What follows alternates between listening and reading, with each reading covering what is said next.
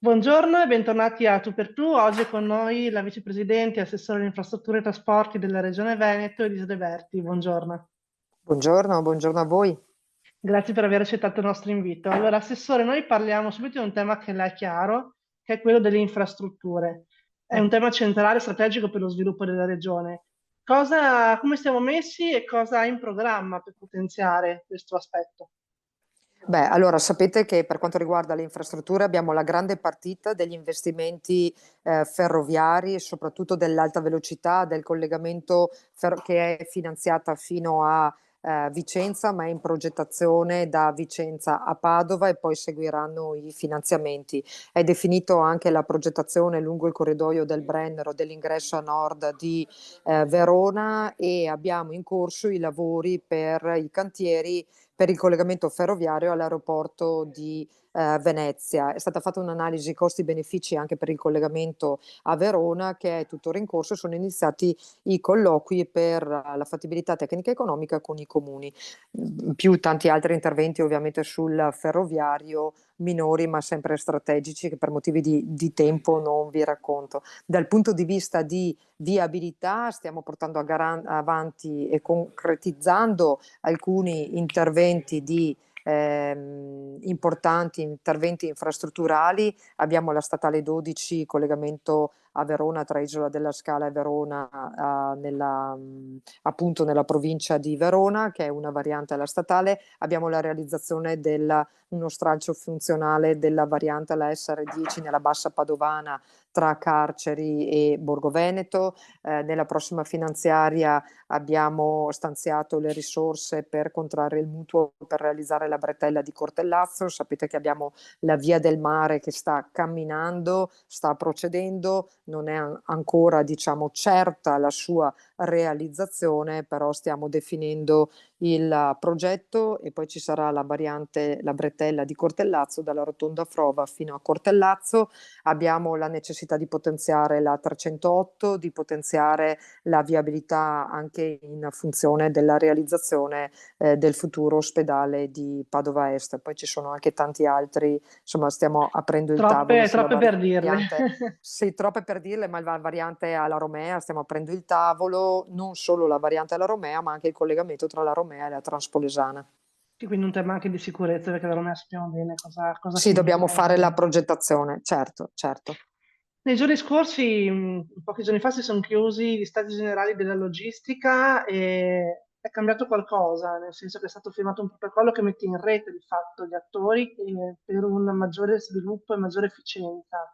In cosa consiste esattamente? Allora, ci sono di fatto due patti. C'è un patto interno al Veneto, che è il patto per un sistema logistico del Veneto, che vede i primi firmatari un anno fa, 2 anni fa, anzi, il SAVE con i 3 aeroporti di Venezia, Verona e Treviso, l'autorità di sistema portuale con i porti di Venezia e di Chioggia, che io chiamo i porti del Veneto, e poi con i 4 interporti Portogruaro, Rovigo, Verona e Padova.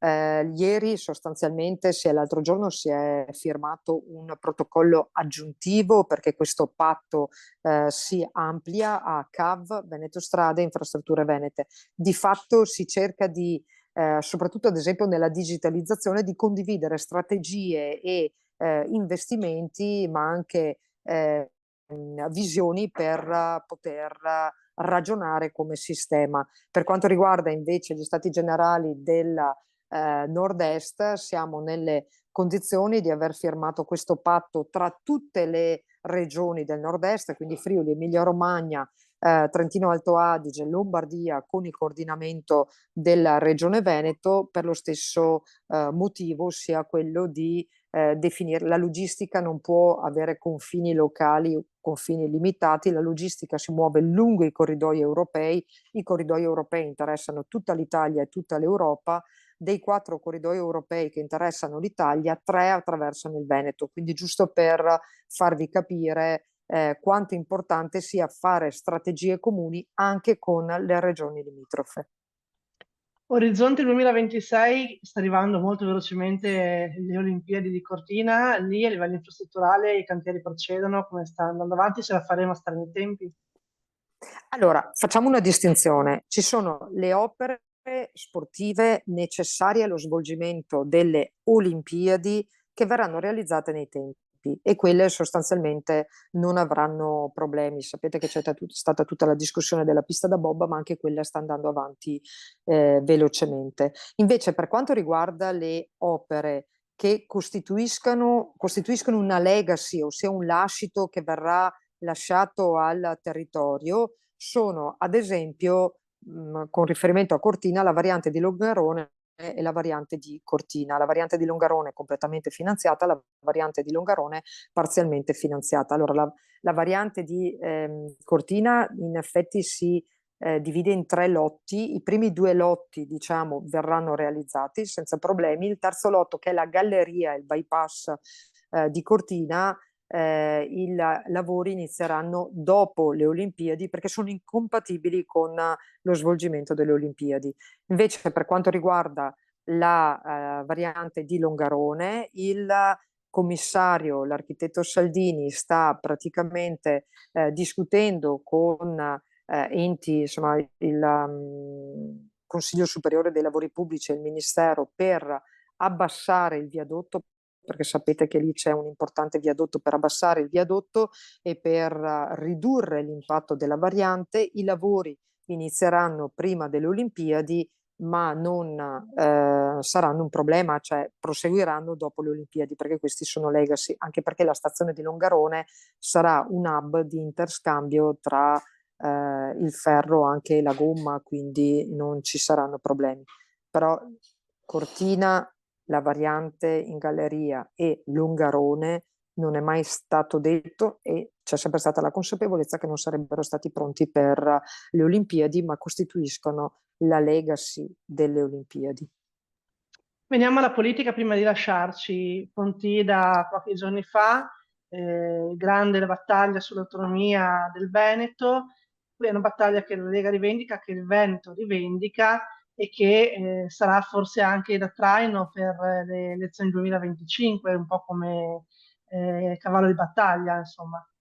Ma allora, che l'autonomia sia sempre stata il cavallo di battaglia della Lega è indiscusso, cioè chiunque può dire il contrario, ma insomma sarebbe poco credibile. Domenica sicuramente è stata l'occasione anche per il nostro presidente di poter dare fiducia ai militanti, perché ovviamente io ci sono dentro e quindi vedo che la questione va avanti e la battaglia va avanti, ma vederla dal dentro e avere l'informazione da fuori mi rendo conto che è completamente diverso. Quindi il presidente ha dato rassicurazioni ai tanti militanti che la battaglia va avanti, hanno aperto i tavoli sulle 9 deleghe che non sono oggetto di fatto di definizione dei LEP e quindi insomma diciamo noi per quanto per il tempo che ci rimane assolutamente continueremo a portare avanti la battaglia perché per noi è fondamentale. Insomma, nel 2017 il popolo veneto ci ha dato un mandato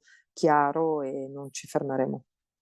Prima di lasciarla, le chiedo appunto, ho fatto riferimento alla fine mandato 2025, sarà la Lega, avrà un candidato della Lega regionale, è un grande tema questo, Fratelli d'Italia rivendica il nostro momento. Lei cosa può dirci a riguardo? A Peccato se parte che ancora... quando io ho un ricordo, non mi sembra che quando il Veneto è andato alla Lega ed è stato affidato al presidente Zaia, la Lega fosse il primo partito del centrodestra. Mi sembra proprio di no, quindi non è automatico. Sicuramente per noi il Veneto, soprattutto per la battaglia dell'autonomia, perché non ci siano dubbi, è fondamentale tenerlo, poi saranno dinamiche a livello nazionale. È ovvio che noi tutti sosteniamo convintamente la necessità dello sblocco dei mandati per i governatori, perché non ha senso che un governatore, se ha governato bene, evitare o impedirgli di sottoporsi al volere popolare. Quindi per noi è fondamentale che lo sblocco dei 2 mandati dei 2 governatori venga portato avanti per permettere al presidente di chiedere ai veneti se vogliono che lui sia ancora il loro governatore. Io ringrazio Elisa De Berti, vicepresidente e assessore alla logistica, infrastrutture e trasporti della Regione Veneto per essere stato con noi. Grazie, grazie a voi. A presto, a